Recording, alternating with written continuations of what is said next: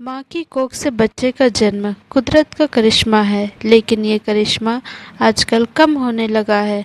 भारत में आजकल 5 में से 1 डिलीवरी सिजेरियन होती है। देश का ये बहुत ही बुरा हाल है।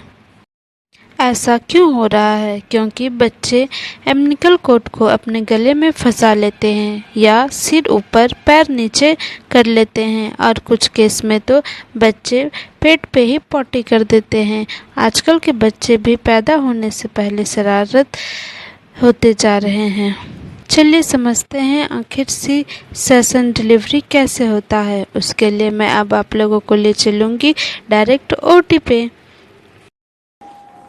सिजेरियन या सी सेक्शन से पहले पूरे पेट को डिसइंफेक्ट किया जाता है। ऑपरेशन वाली पूरी जगह को डिसइंफेक्टेड कपड़े से ढका जाता है।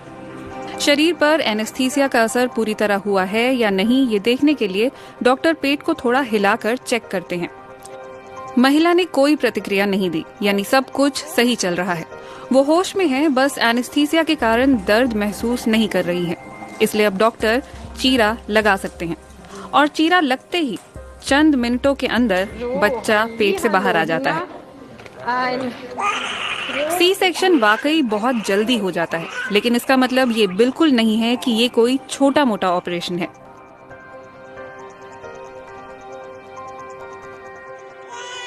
और जितनी जल्दी बच्चे को बाहर निकाला जाता है, उतनी ही जल्दी टांके भी लगाए जाते हैं ताकि खून ज्यादा ना बहे। इसके बाद बच्चे को मुलायम तौलिए से साफ किया जाता है। जर्मनी में नवजात शिशु को नहलाया नहीं जाता, क्योंकि डॉक्टरों का मानना है कि साफ पानी भी उसे नुकसान पहुंचा सकता है।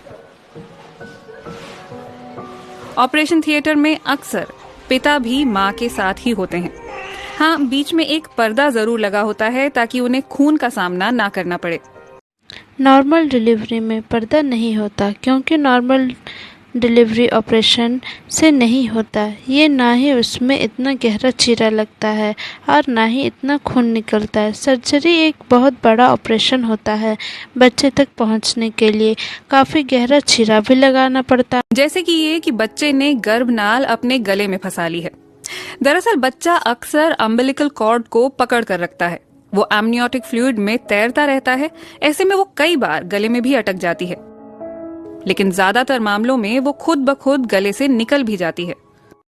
जाहिर है डॉक्टर आपसे ऐसी कोई बात बोलेंगे तो आपको सुननी ही पड़ेगी। WHO की माने तो सीजर तभी करना चाहिए जब बच्चे या माँ दोनों में से किसी एक की जान को खतरा हो। WHO के अनुसार 10 से 15% ही ऐसा करने की सलाह देते हैं। लेकिन जानते हैं दिल्ली की हाल क्या है?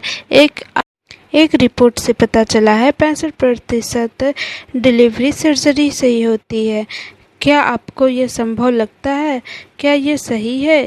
65 बच्चे के लिए काफी तनावपूर्ण होती है, लेकिन ये तनाव जरूरी होता है। इस तनाव के कारण ऐसे हार्मोन निकलते हैं जो बच्चे के शरीर में कई जरूरी प्रोसेसेस को शुरू करते हैं, जैसे कि फेफड़ों को ठीक तरह से सांस लेने के लिए तैयार करना, ताकि फेफड़ों के अंदर जो एमनियोटिक फ्लूइड बचा है वो आसानी से बाहर आ सके। पैदा होते ही बच्चे को मां से जोड़ने वाली गर्भनाल काट दी जाती है। इन हार्मोन से लिवर को ये संदेश भी जाता है कि अब उसे ऊर्जा के भंडार खोल देने चाहिए। और सबसे जरूरी, नॉर्मल डिलीवरी के दौरान बच्चा मां के बहुत सारे बैक्टीरिया के संपर्क में आता है। ये बैक्टीरिया बच्चे की इम्यूनिटी बढ़ाने का काम करते हैं, उसे बीमारियों से बचाते हैं। ब्रिटेन में 600 नवजात शिशुओं पर हुए शोध में देखा गया कि नॉर्मल डिलीवरी से पैदा हुए बच्चों की आंतों में इम्यूनिटी बढ़ाने वाले ज्यादा बैक्टीरिया मौजूद थे, जबकि सिजेरियन से हुए बच्चों की आंतों में ऐसे बैक्टीरिया थे जो बीमारियों के लिए जिम्मेदार होते हैं। यानी बच्चा किस तरह से पैदा हुआ है, इसी से निर्धारित हो जाता है कि आगे चलकर वो फिट रहेगा या फिर बीमार। नॉर्मल डिलीवरी में बहुत लंबा वक्त लगता है और सर्जरी में बस कुछ मिनट ही। तो जाहिर है ये फ़ायदा का सौदा तो है ही, लेकिन बच्चा और माँ दोनों को ही नुकसान होता है। सेशन से जो माँ को घाव मिलता है उसे ठीक होने में महीनों लग जाते हैं। मेरे वीडियो से अगर आप लोगों ने कुछ सीखा है तो मेरे चैनल को सब्सक्राइब करें, लाइक और शेयर ज़रूर करें। मिलते हैं फिर नेक्स्ट ब्लॉग में।